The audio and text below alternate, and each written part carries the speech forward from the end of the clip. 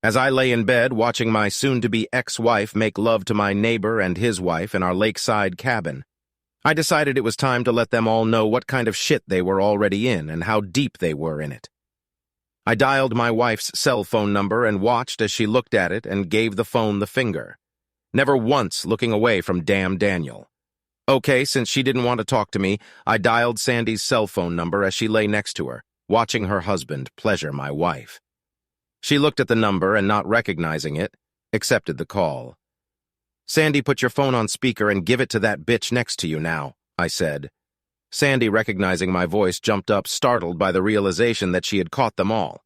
She handed her cell phone to my soon-to-be ex-wife, who had already stopped making love to Daniel, forgetting to put her phone on speakerphone. Sharon put it on speakerphone now. I watched as she figured out how to do this and then continued, "Don't come home, don't try to call me or contact me in any way. From now on, you are dead to me, and soon you will be dead to everyone else. And just so you know, I didn't cheat on you. It was just a plan made by your good friend so Daniel could have sex with you. Now hand the damn phone to Daniel and listen carefully, because what I'm about to say applies to all of you." I spoke as calmly as if I was talking about the weather. Now that she heard my voice, she began to say in shock, "Ron, this isn't." I immediately interrupted her. "That's exactly what I see. The room in which you have sex is connected to audio and video and has been connected for the last 6 weeks. Think about what you three have done and said in the last 6 weeks while you get dressed and pass the phone to your soon-dead lover." Even over the somewhat grainy picture on my laptop, I could see the color drain from her face as she looked at Daniel and said, "He knows and is watching us now." And she handed the cell phone to Daniel, looking around the room, as if she could see the cameras before he could start spewing his crap about how it was the first time. Blah, blah, blah, I interrupted him and said, "Daniel, my good neighbor and good friend, you need to decide 2 things as soon as I hang up after this call. First of all, I hope you have enough cash on you and enough gas in your car to get you out of the country as soon as possible, because from now on, I'm declaring open hunting season for your cheating ass and the 2 sluts with you. And you should know that I am an excellent shooter and keep that in mind. Secondly, never try to return to this area. Don't try to come back to pick up your things or sell your house. It would be a waste of time anyway, since your house is burning down as we speak. Don't bring your slutty wife here, and don't try to be noble by giving me back my soon-to-be ex-wife, because I don't want to see either of them. Your best option is to run. Run as fast as you can to get as far away from me as possible, because when I catch you, I fully intend to show you exactly what the North Vietnamese taught me about torture.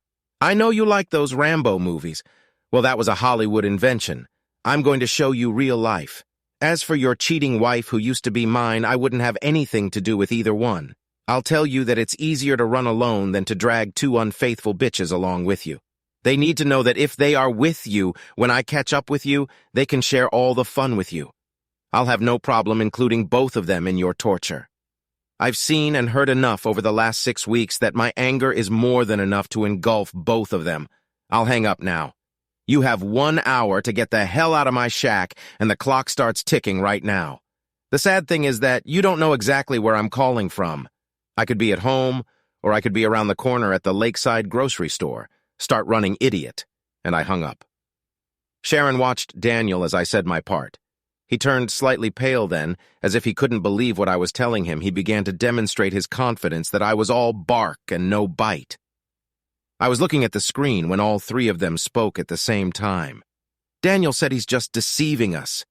He doesn't have the courage to do anything like that. "You never listened to what Ron said about Vietnam when you 2 were watching Rambo, did you?" Dan asked Sharon. "No, all these old veterans embellish their exploits to make themselves feel better." Dan answered, "Well, you're wrong about Ron. He spent almost 1.5 years in a Viet Cong prison camp, and I can say with certainty that he has PTSD and still has nightmares. Moreover, he does not lie, has never lied, and hates those who lie." "So what's all this crap about him not cheating on me?" Sharon asked, looking at Daniel and Sandy. Sandy looked at Daniel and said, "Danny, you said that you have evidence that he cheated. Where are they?" Daniel shrugged, saying it doesn't matter now. Besides, he has no evidence that anything happened here. This location is not connected to the network. He's lying. Sharon said, "Didn't you hear what I just said? He doesn't lie, and what do you mean by it doesn't matter?" Damn, that certainly makes a difference to me. To get things moving, I decided to call them back and put an end to their bullshit. The phone rang, and Sharon, seeing that I was calling and thinking that I was calling to confess that I had lied to them, answered the phone. "Your threats are," she began smugly. I interrupted her. "It's easy to understand who is telling the truth." "Daniel, turn the TV to channel 126 and tell me what you see, you bastard, then get dressed. You're wasting precious time. Sandy, call your mother Miriam and ask her how your house is. Remember, time goes by. By the way, Sandy, you might as well ask her why she's been having sex with Daniel every Tuesday at my cabin for the last 5 weeks," and I hung up. Daniel turned the TV to the appropriate channel and immediately saw a live image of the three of them looking at the TV. Sandy called her mother. Her mother said they tried to contact them for 2 hours to tell them about the fire that destroyed their home. Everything disappeared in the fire. When Sandy asked her what she did with Daniel every Tuesday after a very short silence, Miriam simply seahead and hung up. Sandy turned it to come face to face with Daniel, but all she saw was his back as he walked out to his car and drove away. He didn't even pack his things. He just got dressed, took his money, emptied their wallets, and left the two bitches there alone. No car, no money, no credit cards, nothing. As Daniel drove away from the cabin, Sharon shouted, "You sons of bitches, you both lied to me, and now I have lost my husband, my marriage, and more than likely my very life." I was a little disappointed that Daniel left without the ladies, but knew I'd take care of them later. Sandy, who was as stupid as her husband, said, "Oh, don't be so dramatic, Sharon. It was just a little sex. No one would be killed, let alone seriously injured. Ron doesn't have any PTSD, and he's not the right person to." That was all she had time to say. Suddenly, there was a huge explosion as Daniel's car pulled into the driveway and set off the tripwires leading to the charges placed there. There wasn't a square inch of the driver's side door that didn't have a hole in it, and Daniel was already lying dead on the steering wheel. In fact, all the doors were riddled with holes from the elements, so anyone who decided to travel with Daniel would instantly die along with him. With a gray face, Sharon looked at Sandy and asked, "So what are you saying, bitch? No post-traumatic stress? Subscribe to our channel so that your second chaff doesn't cheat on you, and go ahead and listen to the next story, because this story is nothing compared to the next one.